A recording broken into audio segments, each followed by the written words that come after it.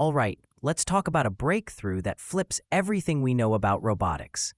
It's called Pi.5, and it's not just another smart machine. It's a robot with brains in its body. Instead of one big brain controlling everything, this tech spreads intelligence across the entire robot. We're talking tiny processors in the fingertips, elbows, even built into soft, flexible skin.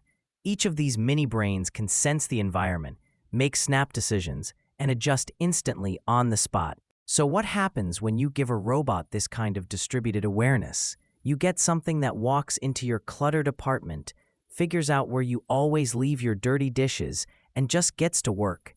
No Wi-Fi, no command center delays, just straight-up robotic intuition. It's less like a drone waiting for instructions and more like a reflex-driven team moving in sync. Here's where it gets even cooler. Pi 0.5 isn't just one layer of smarts, it's two. Most robots send every little sensory detail back to a central hub.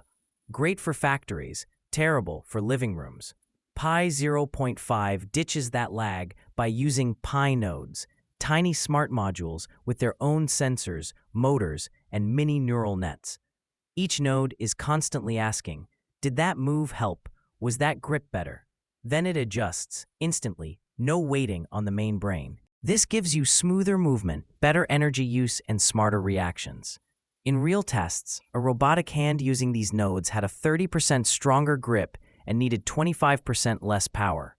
Same goes for wearable tech like haptic sleeves, better comfort, longer battery, no weird hand cramps. These things can even detect pressure shifts before a camera would. This part's the big picture thinker.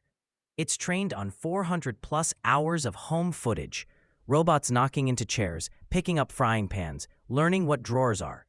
It also studied images, labels, video captions, and even human voice instructions, explaining how to clean a room step by step. Because of that, it doesn't freeze when things get unfamiliar. It knows how to treat a glass cup versus a pillow, when to be gentle, when to be firm. In homes that looked like its training data, it crushed tasks 83% of the time. In totally new homes, even better, 94% success. That's insane for a home robot. But here's the twist. It only performs that well if it has diverse training data.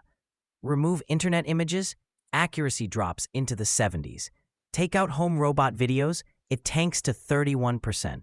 So yeah, variety equals intelligence. Oh, and get this. Pi.5 actually thinks in steps. Every second, it generates a sentence like, pick up the red mug, then instantly translates that into 50 exact joint angles to move its arm. The body brains handle the grip, while the top brain plans the next move. It's like your hands catching something midair, while your brain's still figuring out why. They tested this thing in regular apartments. No pre-mapping, no markers. The robot made beds, folded laundry, wiped spills, and even scooped up toys. If someone bumped its arm mid-task, it just adjusted and kept going.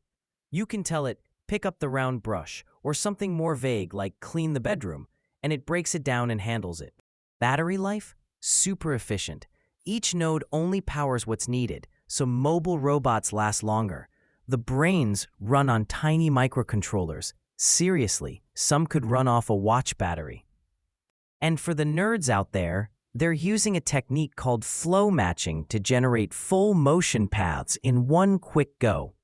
That's how it reacts in real time, without lag. Of course, it's not perfect.